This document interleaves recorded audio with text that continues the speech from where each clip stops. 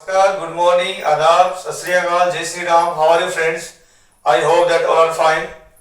सो guys, आज की इस डिबेट में हम लोग एक नया इश्यू लेके आए हैं और इस इश्यू का नाम है, अभी रिसेंटली जो है सुप्रीम कोर्ट ने यूनियन गवर्नमेंट से एक एफिडेविट मांगा है जिसमें उन्होंने, आपको पता होगा कि in 2024 there was a case, that name of that case was Davinder Singh versus state of Punjab.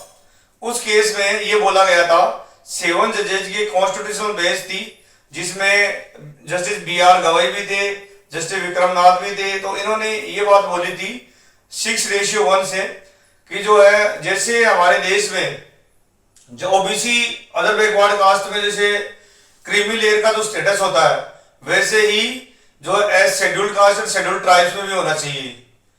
तो ये जो इश्यू है उसके लिए उन्होंने यूनियन गवर्नमेंट से एफिडेविट मांगा था। तो यूनियन गवर्नमेंट ने अभी इस एफिडेविट में जो है सॉलिसिटर जनरल के द्वारा जो है सबमिट करवाते हुए ये बोला है कि जो इनकम जो है वो क्राइटेरिया ही जो है वो जो है रिजर्वेशन का बेसिस नहीं हो सकता। ओबीसी की अलावा बात करें SC ST की, तो SC ST में जो है जो इनकम क्राइटेरिया जो है वो ही जो है कास्ट बेस्ड डिस्क्रिमिनेशन को दूर नहीं कर सकता है। ये बात यूनियन गवर्नमेंट ने बोली है। तो guys, let's start the debate of this issue, but before that, welcome to DSP Academy of Current Affairs. If you are preparing for the UPSC, State PCS examination or other competitive examinations, then subscribe, like and share to DSP Academy of Current Affairs. Guys, imagine करिए आप, imagine that two students of scheduled caste, about the two students who belong to the scheduled caste, and the parent of the one student are richer, they have the they are high educated, they have high income, and there is another student whose parents are they have the rural background, and they also are poor, and even they don't know about the education. So that is the student B. So what do you think? Both should have the same level of the reservation, both should have the same type of the reservation in under Indian Constitution. तो debate start होती है यहीं से। आपको पता होगा guys कि हमारे देश में जब हम बात करते हैं 1992 में ओबीसी की बात करते हैं, सबसे पहले ओबीसी जो है हमारे देश में अदर बैकवर्ड कास्ट का जो स्टेटस है उसको रिजर्वेशन दिया गया था। सबसे पहले जो बीपी मंडल कमीशन बनाया गया था जो है मोरारजी देसाई गवर्नमेंट के टाइम में, जिसको बाद में 1990 में इंप्लीमेंट किया था ओबीसी रिजर्वेशन को वीपी सिंह की गवर्नमेंट ने। इसके बाद में एक 27% रिजर्वेशन दिया गया था। ओबीसी को जो रिजर्वेशन है वो सोशल एजुकेशनल बैकवर्डनेस के हिसाब से दिया गया था। सोशल एंड एजुकेशनल बैकवर्डनेस जो है वो क्राइटेरिया था। इसका मतलब है कि ये जो ओबीसी कास्ट जो है उनमें जो है अभी सोशली और एजुकेशनली जो है बैकवर्ड है अभी तक। तो ये क्राइटेरिया था उनका। तो 1992 में एक इंदिरा साहनी केस आया था, उसमें ये बताया गया था, इसमें जो है जजमेंट ये दिया गया था कि जो भी कास्ट है जो है ओबीसी में वो क्रीमी लेयर में आती है, जैसे ग्रुप A सर्विस हो गई, ग्रुप B सर्विस हो गई, और जो है हाईली जो इनकम जिनकी पेरेंट्स की है, जिन भी जो है जिनके चिल्ड्रेन की जो पेरेंट्स की इनकम हाई है, 8 अभी प्रेजेंट में जो 8 लाख से ज्यादा जो इनकम है, तो 8 लाख से, तो उनको जो है उनको क्रीमी लेयर में जो है शामिल किया जाएगा। और जो बाकी जो है 8 लाख से अभी प्रेजेंट में जो क्राइटेरिया है ओबीसी का वो 8 लाख से कम में जो है, जिसके पेरेंटल इनकम है 8 लाख से कम है, और जो है वो जो मतलब गवर्नमेंट सर्विस में नहीं है, चाहे वो C और D का जो है। अब बात करें हम लोग ओबीसी में जो क्रीमी लेयर है उसका क्राइटेरिया दिया गया था जो है इनकम के लेवल के हिसाब से, पेरेंटल इनकम के हिसाब से। तो वो क्राइटेरिया जो है 1992 में इंदिरा साहनी केस में दिया गया था, और उसमें जो है ये बताया गया था कि जो है total reservation should not exceed the 50% in India.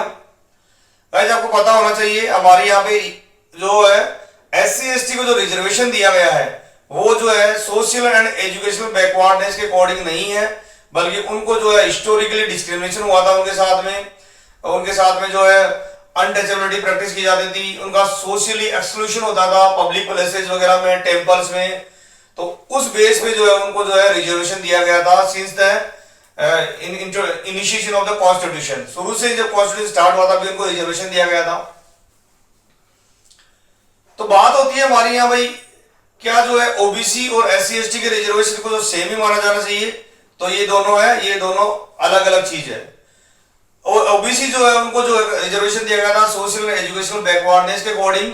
Article, अगर हम बात करें रिजर्वेशन की, तो आर्टिकल 14 में राइट टू इक्वलिटी की बात करता है। आर्टिकल 15(4) में जो है वो स्टेट जो है डिस्क्रिमिनेट कर सकता है टू अदर जो डिप्राइव्ड सेक्शन है उनके लिए।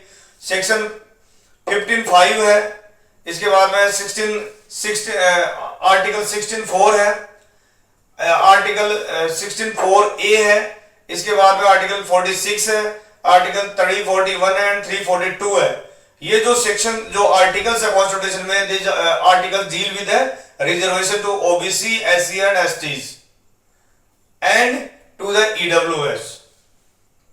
गाइस हम बात करें हमारे देश में जब ये डिबेट स्टार्ट ही हो गई है रिजर्वेशन में, तो 2004 में एक केस आया था EV Chinnaiah versus state of Andhra Pradesh. उसमें ये बोला गया था कि जो है इनकम जो है वही एक जो है क्राइटेरिया नहीं हो सकती एससी एसटी में। जैसे ओबीसी में जो है सब क्लासिफिकेशन किया गया है ना, क्रीमी और जो है नॉन क्रीमी लेयर का, तो एससी एसटी में वही इनकम का क्राइटेरिया ही एक जो है क्राइटेरिया नहीं हो सकता है। जिसको अभी रिसेंटली जब बात कर रहे हैं जो है दविंदर सिंह व स्टेट ऑफ पंजाब में जो है, उसमें जो है सुप्रीम कोर्ट ने उसको ओवरटर्न कर दिया और उसको जो है चेंज कर दिया। और कोर्ट ने ये बोला है कि yes there can be the sub classification within the एससीज and STs also about the reservation. तो इसी में डिबेट स्टार्ट हुई थी और इसी में जो है एससी एसटी के जो लोगों ने इसका विरोध भी किया था कि this is the reservation given to the एससीज and STs is not the heterogeneity, it doesn't reflect to the heterogeneity but homogeneously they used to be a discrimination against the all the caste of the SCs and STs by the upper castes since ancient time। तो उनका ये मानना है। अब बात करते हैं हम लोग इसी डिबेट के ऊपर। तो अगर हम बात करें इसको कि भाई क्यों जो है क्रीमी लेयर के अकॉर्डिंग जो है इसमें क्रीमी लेयर और नॉन क्रीमी लेयर होना चाहिए। देखो क्रिटिक्स का ये मानना है कि भाई जो कास्ट जो एससी के अंदर है, कई जो आफ्टर इंडिपेंडेंस हमारे कॉन्स्टिट्यूशन स्टार्ट हुआ था उनका कई जनरेशन का बेनिफिट ले चुकी है। तो उनका मतलब होता है कि एक जनरेशन ने इसका बेनिफिट ले लिया, फिर सेकंड ने ले लिया, फिर थर्ड ने ले लिया, फिर फोर्थ ने ले लिया, तो उनको जो रिजर्वेशन का बेनिफिट मिलता ही जा रहा है। और एक जो है एससी के अंदर ऐसी कास्ट है जिनको जो है अभी तक जो है एजुकेशन के बारे में कुछ एजुकेशन और जॉब्स में जो है रिजर्वेशन का जो बेनिफिट मिला नहीं है। तो अभी भी वो जो है दे हैव स्टिल बीन जो है are deprived of the reservation, तो they should also be provided the reservation. उसके लिए जो है तो इसलिए जो है एक तो ये जो है पॉइंट है इसमें। दूसरा ये है कि जो है मेन तो बात यही हो रही है कि भाई आप जो है जिस जो जनरेशन बेनिफिट ले चुकी है, तो और जो है हमारे यहाँ बात करें सोशल जस्टिस की, तो जो है there should be the mobility. Reservation जो है एक परमानेंट नहीं है रिजर्वेशन, ये जो है अगेंस्ट द जो है डिस्क्रिमिनेशन जो था सेंचुरी के साथ में डिस्क्रिमिनेशन होता था, उसके लिए जो है हिस्टोरिकल जो इनजस्टिस थी उसको जो रिस्टोर सही करने के लिए, करेक्ट करने के लिए दिया गया था। इसके बाद में रिजर्वेशन जो मोबिलिटी होनी चाहिए इसके अंदर, ये परमानेंट नहीं है। तो ये इसके जो है ऑपोजिशन में है भाई कि भाई ये जो है क्रीमी लेयर जो है इसमें भी होना चाहिए, ये बात मानते हैं इसमें। दूसरा पक्ष है, दूसरा पॉइंट ये है कि क्या गारंटी है कि इनकम जो है अच्छा इनकम हो जाने के बाद में एससी एसटी के लोगों में उनके साथ में डिस्क्रिमिनेशन नहीं होगा।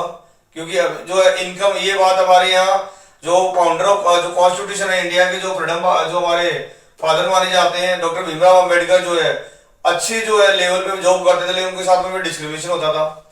तो क्या गारंटी है कि इनकम के साथ में जो है आपका जो है डिस्क्रिमिनेशन कम हो जाएगा? तो इसके अगेंस्ट में ये पॉइंट है कि सॉरी फोर फेवर में है कि भाई जो है जो अभी हमने पढ़े थे वो जो है ये थे कि भाई क्रीमी लेयर नहीं होना चाहिए, जो होना चाहिए उसमें। और अब बात कर रहे हैं हम लोग क्रीमी लेयर नहीं होना चाहिए। दूसरा ये है कि भाई जो SC/ST जो रिजर्वेशन दिया गया था वो जो है वो ओबीसी को जो रिजर्वेशन है उससे अलग है, क्योंकि उनको जो है हिस्टोरिकल जो है उनके साथ में डिस्क्रिमिनेशन होता है उसके बेस पे दिया गया है। उसके बाद में हम बात करें और जो पॉइंट्स की कि SC/ST को जो है इसमें क्यों नहीं किया जाना चाहिए क्रीमी लेयर और नॉन क्रीमी लेयर, जो है ये एक तरीके से होमोजेनियस जो है पूरे जो SC/ST के साथ में सभी के साथ में डिस्क्रिमिनेशन होता था। अगर हम बात करें एसटीज की, तो एसटी जो है हिस्टोरिकली जो आइसोलेटेड रहता था, इसके बाद में जो distinctiveness of their tribals in the forest area, that's why they have provided the reservation. तो उनके साथ में जो हिस्टोरिकली उनके साथ में जो इंजस्टिस होती है उसके लिए दिया गया है। अब गाइस हम बात करते हैं इस टॉपिक पे कि इसमें क्या क्या वे फॉरवर्ड हो सकते हैं, किस तरीके से। देखो गाइस स्टूडेंट्स, यहां पे डिबेट ये नहीं होनी चाहिए कि reservation versus no reservation. Reservation अपने आप में गलत नहीं है। रिजर्वेशन जो चाहे वो इंटर कैटेगरी एंटी कैटेगराइजेशन हो या इंट्रा कैटेगराइजेशन हो। इंटर कैटेगरी में हम बात करें तो SC/ST OBC के अगेंस्ट जो है अपर कास्ट ये बोलते हैं रिजर्वेशन को खत्म किया जाना चाहिए। दूसरा इंट्रा कास्ट की बात करें हम तो SC के अंदर ही जो बहुत सारे ऐसे सब कास्ट है जिनको अभी रिजर्वेशन का बेनिफिट नहीं मिला है। ST में भी ऐसी बहुत सारी कास्ट है, सब कास्ट है जिनका रिजर्वेशन का बेनिफिट नहीं मिला है। तो रिजर्वेशन का बेनिफिट एक तरीके से this is the affirmative action और to ensure that the substantial equality can be provided to all the sections of Indian society। अब substantial equality जो है रिजर्वेशन में ये परपेचुएशन कंटिन्यूएशन में नहीं है, ना ही इसको डायल्यूशन की बात कर रहा है, बल्कि जो है इसके लिए जो क्राइटेरिया होना चाहिए कि सबसे पहले हमारे यहाँ पे एक जो है इंपीरिकल डेटाबेस स्टडी होनी चाहिए। और ना सिर्फ जो है एजुकेशन में बल्कि गवर्नमेंट जॉब में और इनकम का में सभी लेवल में जो रिप्रेजेंटेशन को चेक किया जाना चाहिए। इवन पॉलिटिकल रिप्रेजेंटेशन को भी चेक किया जाना चाहिए। और ये कब होगा, जब जो है इसकी इंपीरिकल स्टडी होगी, हमारा डेटाबेस होगा। जैसे हमारे यहाँ पे कास्ट का जो है सेंसस होने वाला है, जो कि वो बहुत अच्छी बात है, उसका डेटा प्रोवाइड किया जाना चाहिए कि कौन कौन सी कास्ट को रिजर्वेशन का बेनिफिट मिल चुका है। अगर हम बात करें इस SC/ST के मुद्दे की, तो SC/ST में जो है ऐसा भी किया जा सकता है कि जैसे SCs में इसके रिजर्वेशन को जो है क्योंकि ये तो बात सही है कि भाई जो है अभी भी जो डिस्क्रिमिनेशन जो चल रहा है वो इनकम से दूर नहीं किया जा सकता, इनकम क्राइटेरिया बढ़ा के नहीं किया जा सकता। उसके लिए होना क्या चाहिए, जैसे कुछ स्टेट्स ने जो है दविंदर सिंह केस के बाद में कुछ स्टेप लिए हैं। जैसे हम बात करें तेलंगाना की, तो तेलंगाना ने जो है अपनी जो 101 SC कम्युनिटी जो है उनमें इसको 3 कैटेगरी में बांट दिया उन्होंने। जो कैटेगरी 1, 2, 3 उन्होंने जो है एक कैटेगरी को 1% रिजर्वेशन दिया जो SC को, सेकंड को जो है 9% और थर्ड को 5%। तो 15% जो रिजर्वेशन को है SC का सब कैटेगराइजेशन कर दिया। और उसके लिए उन्होंने एम्पिरिकल स्टडी करवाई, कमीशन बनाया और उसने जो है ये डेटा वाइजेस दिया। सिमिलरली कर्नाटक ने जो है अपनी 101 कम्युनिटी जो है SC को उसमें जैसे A, B, C में कैटेगराइज सब कैटेगराइज कर दिया। A को दिया उन्होंने 5.25, B को 5.25 एंड C को 4.5। ऐसे 15% रिजर्वेशन को सब कैटेगराइजेशन कर दिया। ऐसे ही हरियाणा ने डिप्राइव्ड जो है शेड्यूल कास्ट और अदर शेड्यूल कास्ट में जो है SC के रिजर्वेशन को जो है वो सब कैटेगराइज कर दिया। तो यहाँ पे ये हो सकता है कि उनको जो है क्रीमी लेयर और नॉन क्रीमी लेयर में होने के बजाय आप जो है जो रिजर्वेशन दे रखा है उनका सब कैटेगराइजेशन कर सकते हो, प्रेफरेंस दे सकते हो कि जो अपनी जितने भी कम्युनिटीज का उसके लिए उनका जो है इंपीरिकल स्टडी होनी चाहिए, उसके लिए कमीशन बनना चाहिए। और जो है जितने भी पैरामीटर्स है, चाहे एजुकेशन हो, चाहे आपका जो है गवर्नमेंट जॉब्स हो, चाहे आप जो है अपने जो है पॉलिटिकल रिप्रेजेंटेशन हो, चाहे उनकी इनकम का लेवल हो, सोर्स ऑफ इनकम हो, इन सब पैरामीटर्स को ध्यान में रखने के बाद में इन पैरामीटर्स में जो है जो एडवांसमेंट का जो क्राइटेरिया वो तय किया जाना चाहिए। और उसके बाद में जो है उन कम्युनिटीज को एक्सक्लूड करने के बजाय SC के अंदर उनको जो है प्रेफरेंशियल जो कैटेगरी दी जा सकती है उनको, कि जिनका एडवांसमेंट हो सकता है उनको कम रिजर्वेशन दिया जाए उसी के अंदर SC के अंदर। बाकी को जो है जो जिनका नहीं हुआ अभी जो लिस्ट डिप्राइव्ड सेक्शंस है, जो मोस्ट डिप्राइव्ड सेक्शंस है, उनको जो ज्यादा रिजर्वेशन सब कैटेगराइजेशन में ज्यादा रिजर्वेशन दिया जाए। और जो कम है जो लिस्ट डिप्राइव्ड सेक्शंस है उनको थोड़ा कम किया जा सकता है। इस तरीके से जो इसको सब कैटेगरी किया जा सकता है। और अगर बात करें हमारे इंडिया में ओवरऑल रिजर्वेशन की, तो अभी कास्ट सेंसस होना चाहिए इंडिया में, और जो रिजर्वेशन जिनको नहीं मिला उसका बेनिफिट, उनको जो है रिजर्वेशन का, जैसे अभी हमारे यहाँ पे कमेटी भी बनाई, रोहिणी जो है जस्टिस रोहिणी कमीशन जो कमीशन बनाया गया था, उसको जिम्मेदारी दी गई थी 2017 में कि आप जो सब कैटेगराइजेशन के लिए जो है आप जो है ये इंपीरिकल जो है कमीशन बनाया था, और कि भाई पता लगाओ कि इसमें जो है सब कैटेगरी किया जा सकता है कि नहीं। तो होना चाहिए, ऑब्वियसली सब कैटेगराइजेशन होना चाहिए, क्योंकि रिजर्वेशन का मतलब ये नहीं कि आप सदियों तक सेंचुरीज तक लेके बैठे रहो इस चीज को। आपकी जो कास्ट है उसका अगर एम्पावरमेंट हो चुका है तो आपको कुछ जो है उसका बेनिफिट जो दूसरी जो कास्ट का एम्पावरमेंट है उनको देना चाहिए, क्योंकि आपने जो है 3 या 4 जनरेशन आपने उसका बेनिफिट ले लिया, लेकिन जो दूसरी जो कास्ट है उन्होंने उसका बेनिफिट नहीं लिया।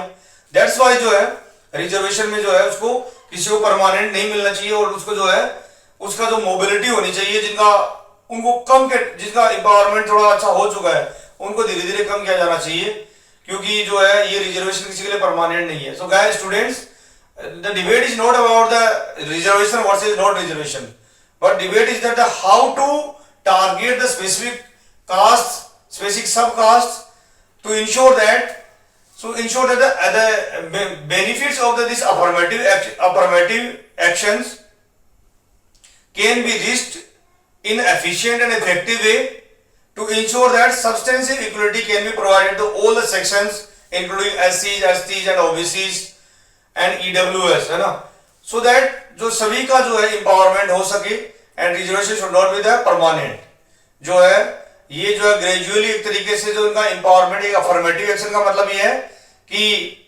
इक्विलिटी वर्सेस इक्विटी की बात करते हैं हम लोग, तो इक्विटी जो है इसका मतलब यही है कि जो है जिनका कम एम्पावरमेंट होगा उनका धीरे धीरे उनका अपलिफ्टमेंट होना चाहिए, so that they can be equivalent at this level. They should not be that they all can be that equal, but this should be that equivalent can be there. So this should be the criteria for the reservation. And when we talk about the SCs and STs debate, that should also be the based on the sub-categorization of the SCs and STs within the reservation provided to that categories. For example, 15% reservation can be sub-categorized within the SCs, and 7.5 reservation can be sub-categorized within the ST communities. So that is the debate. आज के लिए guys हम इतना ही पढ़ेंगे। अगर आपको ये issue कैसा लगा, अच्छा लगा तो सब्सक्राइब, लाइक एंड शेयर करना to DSP academy of current affairs के। Tomorrow I will bring a new issue with new concept and new facts. तब तक के लिए थैंक यू, धन्यवाद।